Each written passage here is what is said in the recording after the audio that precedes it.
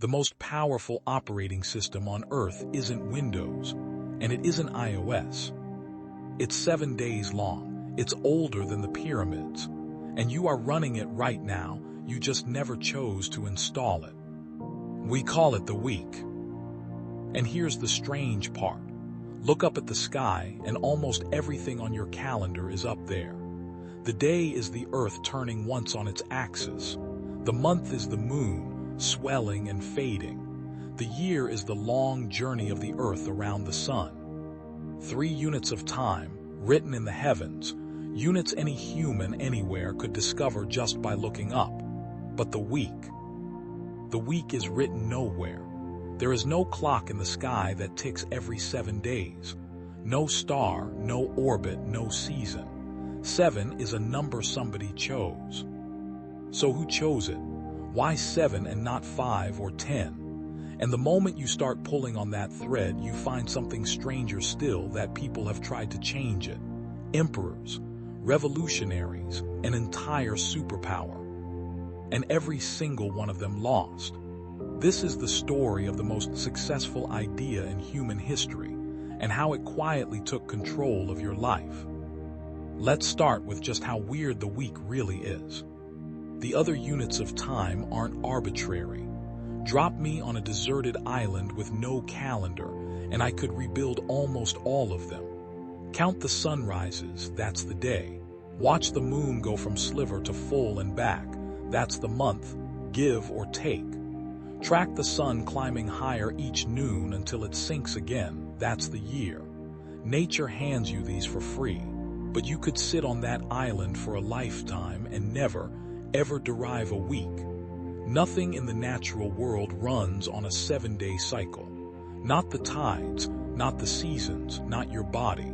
The week is the one piece of time that is purely, entirely human. An invention. Which raises an obvious question. If nature never asked for a week, why does every civilization on Earth have one? Your week and the week in Tokyo and the week in Lagos all have 7 days.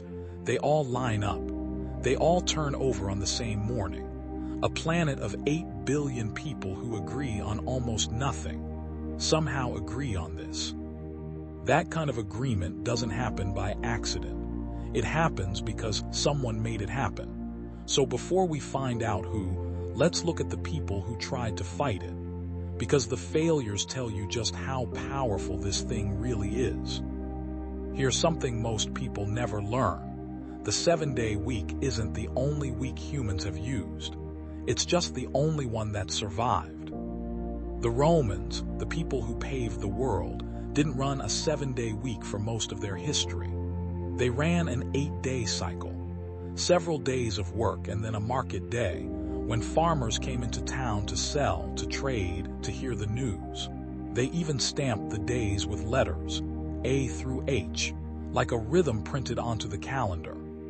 Go to ancient Egypt and the week is 10 days long. 3 weeks to a month all the way down the Nile for thousands of years. And then there are the people who tried to destroy the 7-day week on purpose. After the French Revolution, the new government looked at the calendar and saw an enemy. It was old, it was religious.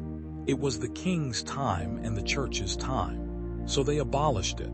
They built a brand new calendar from scratch, rational, scientific, 10 days to a week. They called it the decade. It lasted about 12 years. The people hated it. 1 day of rest in 10, instead of 1 in 7, is a hard sell. Eventually, even Napoleon gave up and put the old week back. There would be one more attempt to kill the week in the 20th century by people who believed they could re-engineer humanity itself. We'll get to them, because their failure is the whole point.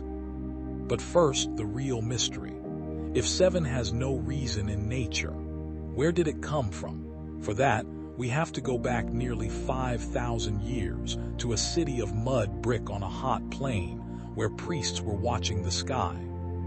The trail ends in Mesopotamia, modern-day Iraq, in the world of ancient Babylon. The Babylonians were obsessed with the night sky, but not the way we are. To them, the sky wasn't space. It was a message, the will of the gods, written in light. And if you could read it, you could read the future. So they watched, carefully for centuries with astonishing precision. And when they looked up, they noticed that most of the lights were fixed. The stars wheeled overhead in one locked pattern, night after night, never changing. But a handful of lights refused to behave. 7 of them wandered, drifting against the fixed stars, each on its own path. The sun, the moon, and 5 bright points we now call Mercury, Venus, Mars, Jupiter, and Saturn. 7 wanderers. The Greeks would later call them planets, the wanderers, which is exactly where our word planet comes from. To the Babylonians, these 7 moving lights weren't rock and gas. They were divine, the most powerful gods in the sky, each one alive, each one watching. And 7 became a sacred number, turning up again and again across the ancient Near East, in their myths, their temples, their omens. They even kept evil days, falling roughly every 7 when it was dangerous to act. And there's a tidy reason that 7-day rhythm felt natural. Watch the moon closely, and it moves through 4 clear phases. New, first quarter, full, last quarter, and each phase lasts about 7 days. Split the month by the moon, and 7 almost falls out on its own. So here's the answer to why 7. 7 wandering gods in the sky, and a moon that quarters itself into 7s. But that's astrology, a Babylonian belief about lucky and unlucky days. How on earth did that become the rigid, sacred, unbreakable thing that now runs every office on the planet? For that, the idea needed 2 more things, a name and a law. Start with the names, because you say them every single week without realizing what they mean. The Babylonian system of 7 planet gods spread to the Greeks and then to the Romans, and the Romans did something clever. They handed each of the 7 days to one of the 7 planetary gods. The day of Saturn, the day of the sun, the day of the moon, the days of Mars, Mercury, Jupiter, and Venus. In English, that's half hidden, but in the Romance languages, it's right there in the open. In French, Tuesday is Mardi, the day of Mars. Wednesday, Mercredi, Mercury. Thursday, Judy, Jupiter. The gods are still standing in the calendar, in plain sight. So why don't we say them that way in English? Because when the week reached the Germanic peoples of Northern Europe, they swapped the Roman gods for their own. Mars, the war god, became Til, Til's day, Tuesday. Mercury became Woden, Woden's day, Wednesday. Jupiter the thunderer became Thor, Thor's day, Thursday. Venus became the goddess Frigg, Frigg's day, Friday. And they kept the sun, the moon, and Saturn. Sit with that for a second. Every week you say Saturn's day, sun's day, moon's day. You say the name of a Norse war god and a thunder god.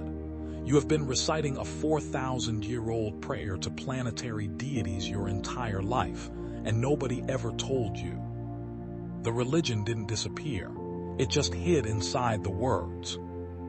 But names alone don't make a thing unbreakable. The Romans had this planetary week for centuries, and it was still loose, just one calendar among several. What turned the week into law came from a completely different people, with a completely different God and a single, radical idea.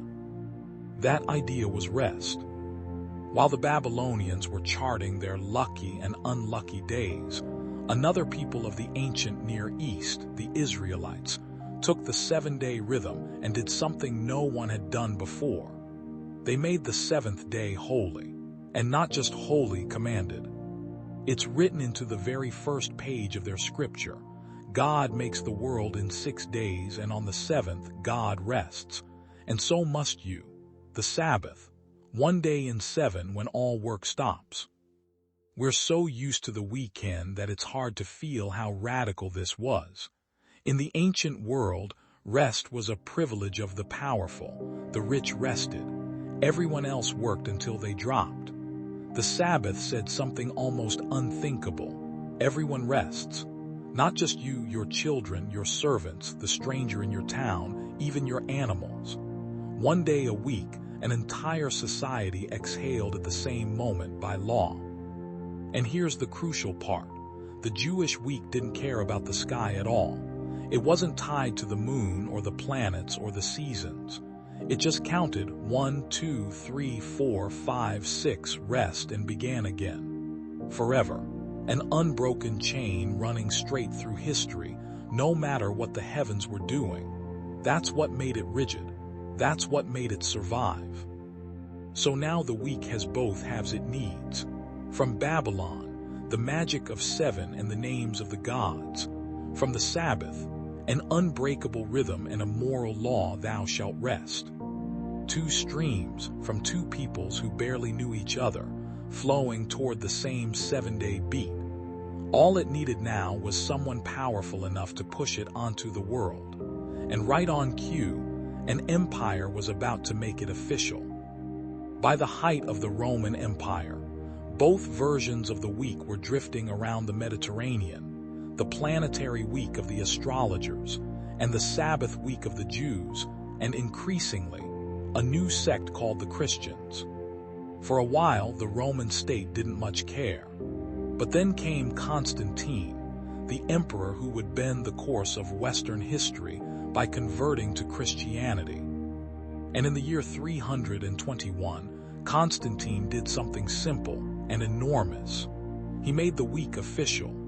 He declared that the day of the sun, what Christians already kept as the Lord's Day, what we now call Sunday, would be a day of rest across the entire empire. Courts closed. Most work stopped. The state itself now ran on a 7-day clock. That's the moment the week stops being a custom and becomes infrastructure. The astrologers' 7 planets, the Jews' sacred rest, the Christians' Lord's Day, fused into one official, imperial, 7-day week, and stamped onto the most powerful bureaucratic machine on earth.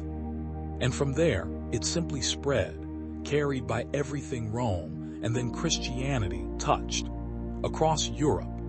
Then, on the decks of ships and in the ledgers of empires, across the entire planet, until a calendar born of Babylonian stargazing and a Hebrew commandment became the default setting of the human race. Which brings us at last to the people who looked at all of this and said, no, we can do better. We can free humanity from the weak. They had the muscle of a superpower and the certainty of a revolution, and what happened to them tells you exactly what the week really is. The year is 1929. The Soviet Union is rebuilding the world from the ground up, new economics, new society, a new kind of human being. And they decided new time. To the Soviets, the week was 2 enemies in one body. It was religious. That shared day of rest was the Sabbath, the Lord's Day, the church's hand on the calendar. And it was inefficient. Every 7 days, the whole country downed tools at once, and the factories fell silent. So they abolished it. In its place, they built what they called the continuous working week. The plan was ruthless and clever. Get rid of the shared day off entirely. Split every worker into a color, yellow, orange, red, and so on, and give each color a different day to rest, staggered, rotating. The factories would never stop. The machines would run forever. And with no common day off, there would be no Sunday, no Sabbath, nothing for religion to stand on. On paper, it was perfectly rational, and it was a catastrophe. Because it turned out the week was never really about productivity, or even about religion. It was about each other. When your wife rested on the yellow day and you rested on the red, you simply never saw her. Friends couldn't meet. Families couldn't gather. The whole country was awake, but never at the same time. 100 million private weeks, all out of sync. People grew lonely in a way they couldn't even name. The Soviets scrambled to patch it, switched to a 6-day week instead, and that failed too. And in 1940, The most powerful atheist state in history quietly surrendered and gave its people back the 7-day week. A calendar from Babylon, Jerusalem, and Rome had just defeated the Soviet Union. And that is the answer to the question we started with, why the week is unkillable. Not because 7 is magic, not even because it's sacred, but because the week is the rhythm that lets 8 billion strangers move as one. It's the heartbeat of civilization, the shared beat that says, now we all work, and now we all rest. Take it away and society doesn't speed up, it comes apart. So here's where it leaves you. Tomorrow morning, when the alarm goes off and you feel that familiar weight Monday, understand what you're actually feeling. You're feeling a Babylonian priest, 4,000 years ago, watching 7 wandering lights and deciding they were gods. You're feeling a Hebrew commandment that insisted even the lowest servant deserves a day to rest. You're feeling an emperor's signature in the year 321, and a Soviet experiment that tried to set you free and couldn't. None of these people knew you. None of them asked. And yet between them, they decided the rhythm of your whole life, when you wake, when you work, and when you're finally allowed to stop. The most powerful software ever written, still running in your body right now, and it's just 7 days. The strangest part isn't that we invented the week. It's that we forgot we invented it and let it start ruling us instead. Which makes you wonder what else in your ordinary, obvious, everyday life is really somebody's ancient idea that you never agreed to. That's what this channel is for. I'm glad you're here, and I'll see you next time.